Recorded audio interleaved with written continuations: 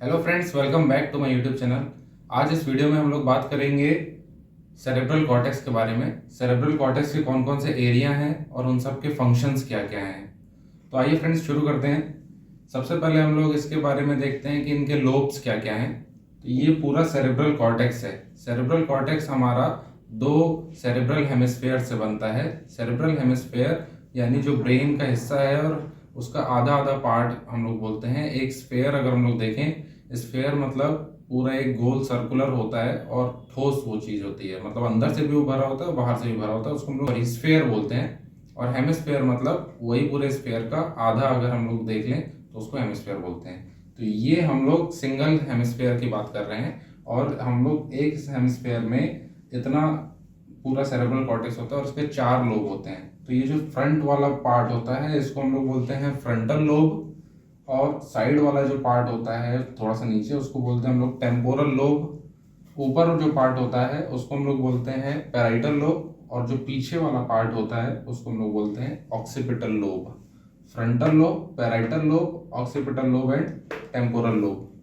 अब इन सारे लोब्स के अंदर ये एरियाज होते हैं और इन सभी एरियाज का अलग अलग काम होता है। तो आज हम लोग इसी एरियाज के फंक्शंस की बात करेंगे। तो सबसे पहले शुरू करते हैं हम लोग सेंट्रल सल्कस एरिया से। तो ये जो सेंट्रल सल्कस है ये सारे गायरसेस होते हैं और हमारा जो सेरेब्रल कॉर्टेक्स है वो सल्कस और गायरस से बन रहे हैं। तो जो गायरस होता है वो उठा हुआ स्ट्रक्चर होता है और जो सल्कस होता है वो डिप वाला स्ट्रक्चर होता है, गड्ढे वाला स्ट्रक्चर। तो ये जो हमारा सेंट्रल सर्कस एरिया है उसके जो आगे वाला पार्ट है उसको हम लोग फ्रंटल लोब बोलते हैं। और फ्रंटल लोब में ही हमारे ये एरियाज आ जाते हैं, primary motor area, pre motor area, pre frontal cortex. Primary motor area का काम क्या है? हमारे जितने भी मूवमेंट्स हो रहे हैं, जैसे मैं हाथ मूवमेंट कर रहा हूँ, आप लोगों को समझाने के लिए हाथों का इस्तेमाल कर रहा हूँ, ये वाले मेरे सारे मूवमेंट्स हो रहे हैं। मैं लिख रहा हूँ तो मेरी उंगलियां काम कर रही हैं। इन सारे मूवमेंट्स को इनिशिएट करना, जो मैं बोल रहा हूँ, स्पीच हो रही है मेरी, ये बोलने का काम भी इस प्राइमरी मोटर एरिया का काम हो रहा है। अगर इस वाले एरिया में कोई भी चोट लगती है या डैमेज हो जाता है ये वाले सेल्स, तो हमारा जो मोटर पार्ट है तो हमारा वो डिस्टर्ब हो जाएगा या वो अच्छे से मोटर पार्ट काम नहीं कर पाएगा, मूवमेंट इनिशिएट नहीं हो पाएगा या मेरे को बोलने में तकलीफ होगी। इसी के आगे हम लोग आ जाते हैं प्री मोटर एरिया में। प्री मोटर एरिया का काम क्या है? जितने भी ये मूवमेंट्स हो रहे हैं, अब प्राइमरी मोटर एरिया तो मूवमेंट को इनिशिएट करवा रहा है यानी मूवमेंट स्टार्ट करवा रहा है और हमारे बोलने की भी स्पीच को स्टार्ट करवा रहा है। अब स्किल्ड मूवमेंट्स आ रहे हैं, जैसे मेरे को राइटिंग करनी है तो मेरी राइटिंग अच्छी हो, एक्यूरेट हो, ये सारा काम प्री मोटर एरिया का है। यानी मूवमेंट इनिशिएट हो गया, अब मूवमेंट को एक्यूरेट करना है और स्मूथ करना है और कोऑर्डिनेट करना है, तो उन सबको काम ये प्री मोटर एरिया करता है। उसके बाद आ जाते हैं हम लोग pre frontal cortex. Pre frontal cortex बिल्कुल सामने होता है ब्रेन के, ये फ्रंटल लोब का एकदम फ्रंट वाला पार्ट होता है, उसको हम लोग बोलते हैं प्री फ्रंटल कॉर्टेक्स। इसका काम हमारी इमोशनल स्टेबिलिटी को मेंटेन करता है, मेमोरी को मेंटेन करता है, और ओरिएंटेशन, लर्निंग ओरिएंटेशन, या टाइम क्या है आज, अभी दिन कौन सा हुआ है, इन सब का ओरिएंटेशन ये प्री फ्रंटल कॉर्टेक्स में होता है। साथ में अगर इसमें कोई भी प्रॉब्लम आती है फ्रंटल वाले प्री फ्रंटल कॉर्टेक्स में, तो हमारी इमोशनल इंस्टेबिलिटी दूर हो जाएगी, फैमिली के प्रति कोई मोह होता है तो ये सारी चीज़ें डिस्टर्ब हो जाती हैं, हम लोगों को लर्निंग करने में प्रॉब्लम होती है, मेमोरी भूल जाते हैं हम लोग। ये सारा काम प्री फ्रंटल कॉर्टेक्स का है। प्रोकास एरिया हमारा क्या काम करता है? हमारी जो स्पीच हो रही है, जैसे मैं बोल रहा हूँ तो इसमें टंग का काम हो रहा है, लैरिंग्स का काम हो रहा है, फेरिंग्स का काम हो रहा है, लिप्स का काम हो रहा है, इन सभी को मूवमेंट्स करवाने का काम हमारा ब्रोका स्पीच एरिया करवाता है। अगर इस वाले एरिया में कोई भी प्रॉब्लम होती है, जैसे स्ट्रोक हो जाता है, स्ट्रोक होने के बाद हमारे यहाँ ब्लड सप्लाई कम हो जाती है और ब्लड सप्लाई कम होने से ये वाले सेल्स डैमेज हो जाते हैं। सेल्स डैमेज हो गए तो ये एरिया सही काम नहीं कर पाता, इसीलिए पैरालिसिस हो जाता है और पैरालिसिस के बाद पेशेंट को बोलने में तकलीफ होती है।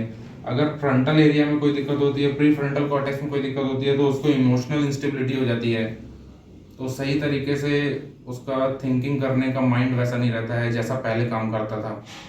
ये सारे एरियाज इसीलिए इम्पोर्टेंट है हम लोगों को स्टडी करना। देन हम लोग आ जाते हैं पूरे टेम्पोरल लोब में। तो टेम्पोरल लोब ये कान के अंदर वाला पार्ट होता है। ये वाला पार्ट हमारा फ्रंटल लोब हो गया, ऊपर वाला पार्ट थोड़ा सा ये पैराइटल हो गया, थोड़ा नीचे वाला पार्ट टेम्पोरल हो गया और पीछे वाला पार्ट ऑक्सीपिटल हो गया। तो ये अब हम लोग आ जाते हैं टेम्पोरल में। और टेम्पोरल में हमारा ऑडिटोसाइकिक एरिया होता है, प्राइमरी ऑडिटरी एरिया होता है। प्राइमरी ऑडिटरी एरिया में हमारे जो साउंड वेव्स आ रही हैं, साउंड वेव्स की पिच कितनी है, उनका लेंथ कितनी है, ये सारी चीज़ें हमारी प्राइमरी ऑडिटरी एरिया में आती हैं और ये आता है टेम्पोरल लोब के अंदर। उसके बाद हमारा आता है ऑडिटोसाइकिक एरिया। अब ये जो साउंड वेव्स आ गई उन सबको इंटरप्रेटेट करना कि वो साउंड वेव्स कितनी हैं, हमको समझना कैसे है, और वर्निक्स एरिया के साथ ये ऑडिटोसाइकिक एरिया काम करवाता है। तो ऑडिटोसाइकिक एरिया, वर्निक्स एरिया, हमारे को जो आवाज़ आई हम लोग उसको सुन कैसे रहे हैं और उसको समझ कैसे रहे हैं, ये सारा काम वर्निक्स एरिया और ऑडिटोसाइकिक एरिया एकदम एसोसिएट करके काम करते हैं। प्राइमरी ऑडिटरी एरिया में तो हमारी साउंड वेव्स जो आ रही हैं उसको परसीव कैसे करना है और वो परसीव होती हैं इसके अंदर, फिर उनको समझना कैसे है, वो सारा काम इनके तरह का होता है। उसके बाद आ जाते हैं हम लोग ऑक्सीपिटल लोब में। ऑक्सीपिटल लोब में हमारा प्राइमरी विजुअल एरिया होता है और विजुअल एसोसिएशन एरिया होता है, और एक और होता है 17, 18 और 19। तो सबसे पहले प्राइमरी विजुअल एरिया, जो भी हम लोग देख रहे हैं, तो हम लोगों को लाइट इफेक्ट आ रही है आईज में और उसमें जो हमारी इमेज बन रही है उन सब का जो सेंसेशन आ रहा है, विजुअल सेंसेशन, ये पहले परसीव करता है प्राइमरी विजुअल एरिया में।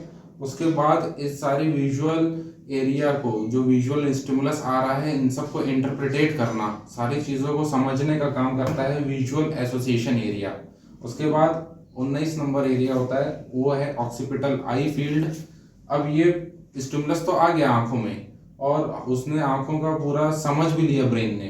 अब हमको आईज का जो मूवमेंट हो रहा है, आई बॉल का मूवमेंट हो रहा है या ये पलकें झपकानी है, इन सब का काम करता है ऑक्सीपिटल आई फील्ड, वो भी यहीं पे होता है। तो ये हो गया हमारा ऑक्सीपिटल लोब। उसके बाद आ जाता है हमारा पैराइटल लोब। पैराइटल लोब में हमारा सोमेस्थेटिक एरिया नंबर 1 होता है, somesthetic area number 2 and somesthetic association area. Somesthetic का मतलब होता है सेंसेशन से पूरा। पैराइटल लोब हमारा पूरा सेंसेशन को ग्रैब करता है, परसीव करता है। तो सोमेस्थेटिक एरिया नंबर में जो भी सेंसेशन आ रहा है, टच, प्रेशर, टेम्परेचर, पेन, ये सारा सेंसेशन सोमेस्थेटिक एरिया नंबर 1 में पहले आता है। उसके बाद सोमेस्थेटिक एरिया नंबर 2 में ये सारे सेंसेशन को परसीव में और इंटरप्रिटेट होता है कि कौन सा सेंसेशन है, कितना सेंसेशन है, और उसके बाद हमारा सोमेस्थेटिक एसोसिएशन एरिया इन सबको कैलकुलेट करता है, फिर जाकर के थैलेमस में भेजता है, और ये इसके अकॉर्डिंग ही हमारा जो प्राइमरी मोटर एरिया है और प्री मोटर एरिया है, इन सेंसेशन को परसीव करने के बाद यहाँ पे मोटर एरिया अपने मोटर मूवमेंट्स को काम करवाएगा। जैसे अगर मैं किसी को भी चींटी काटता हूँ, पिंच करता हूँ, तो उसको दर्द होगा, और अगर वो पहले तो जो मैंने टच किया तो ये सारा सेंसेशन गया सोमेस्थेटिक एरिया नंबर 1 में। इसके बाद वो कैलकुलेट हुआ कि ये कितना तेज है, ज़्यादा तेज तो नहीं है, बॉडी को नुकसान तो नहीं कर रहा है, इन सब को काम करवाता है सोमेस्थेटिक एरिया नंबर 2।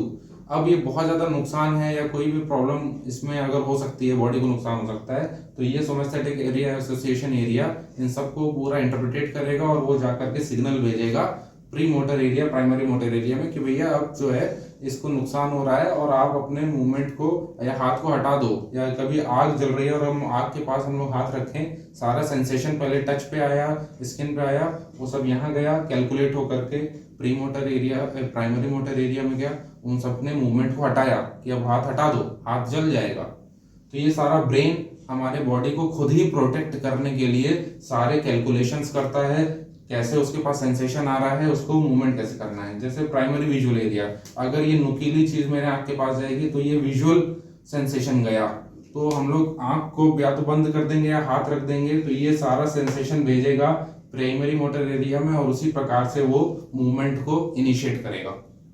तो फ्रेंड्स, आज की वीडियो में इतना ही। आई होप कि आपको ये सारी चीजें क्लियर हो गई होंगी। कोई क्वेश्चन हो तो आप कमेंट बॉक्स में जरूर पूछ सकते हैं। Thank you so much for watching this video.